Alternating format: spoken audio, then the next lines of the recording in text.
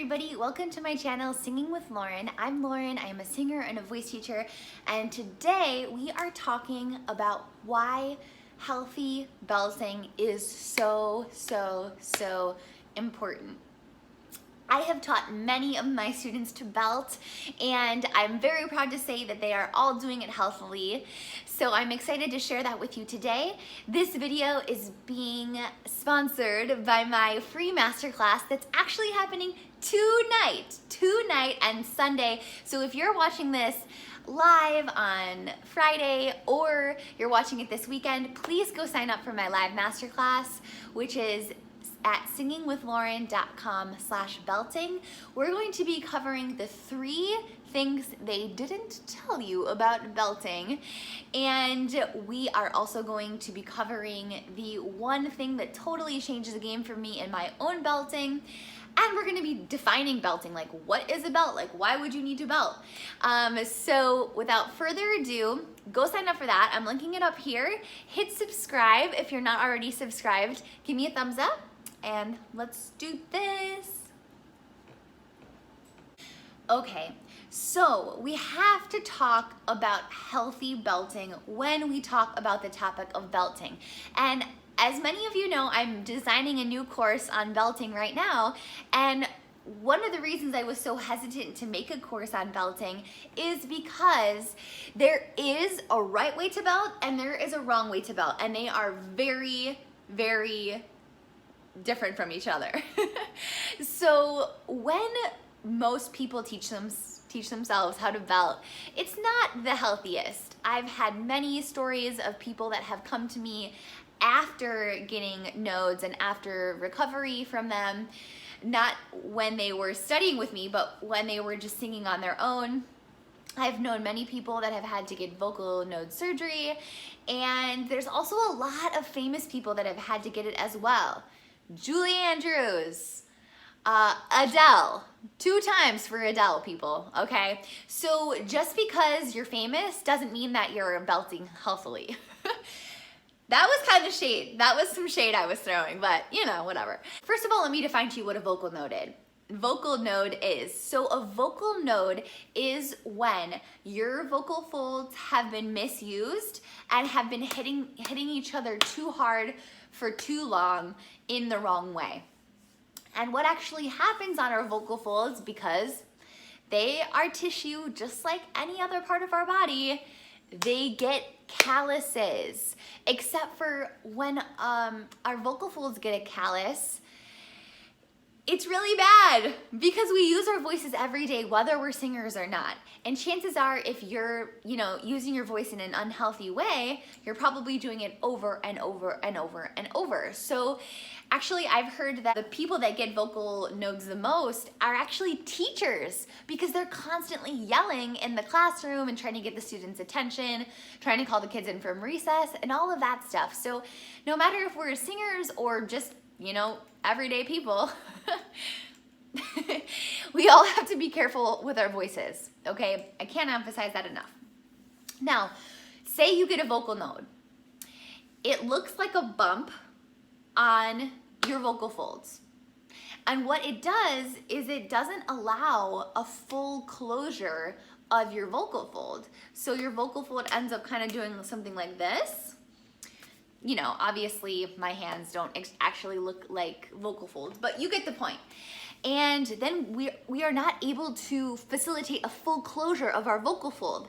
So that ends up sounding really raspy and really airy. So this sound is very distinct. I'm gonna demonstrate it for you.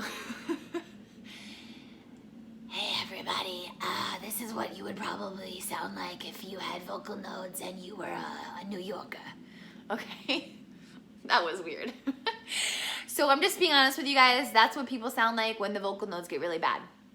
However, if you notice that things are happening with your vocal folds and you stop singing and you go to an ENT, a voice specialist ENT, and they are able to diagnose you with a vocal node at the very beginning, you're gonna be much better off, my friend, because they are probably going to be able to refer you to a voice therapist Yes, those exist.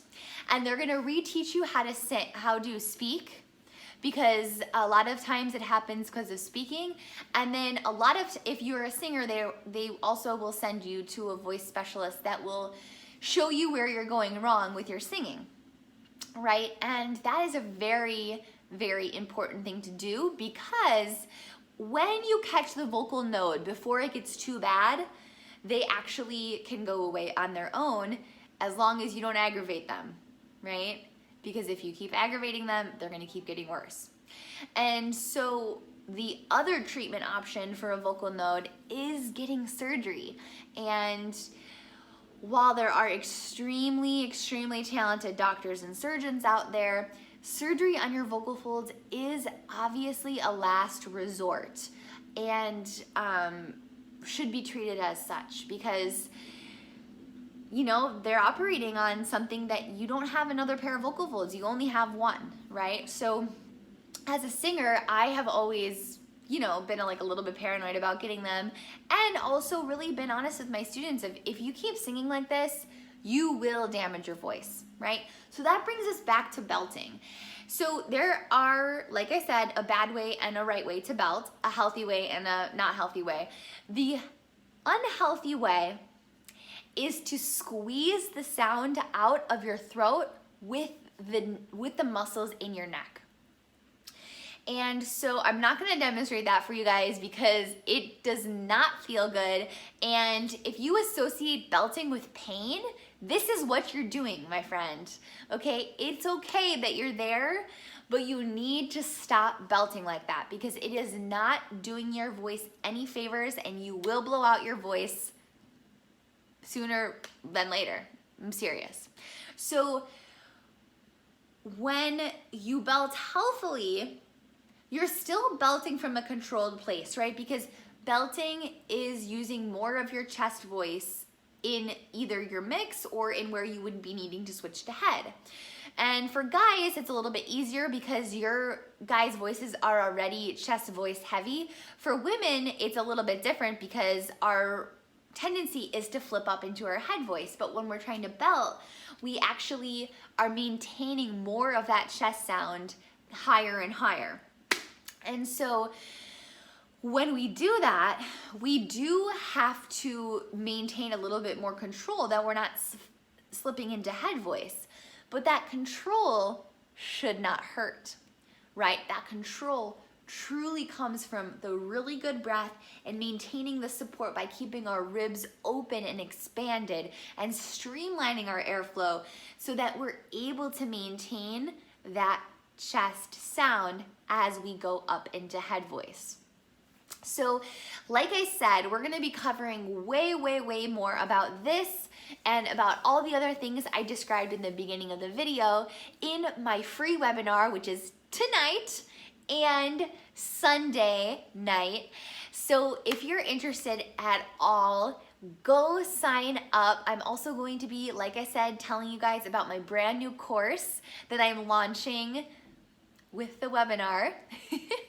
So I'm launching that course today. I can't wait to show you what I've created for you guys. I know a lot of you have been super interested in learning how to belt from me, and I'm taking the leap and I'm going to teach you guys step by step, technically speaking, the ways that you can learn how to belt.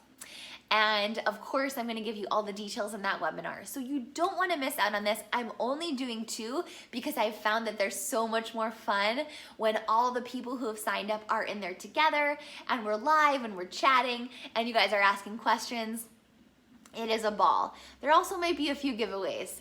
Okay guys, thank you so much for watching today. Hit subscribe, sign up for the webinar, and I will see you so soon. Bye.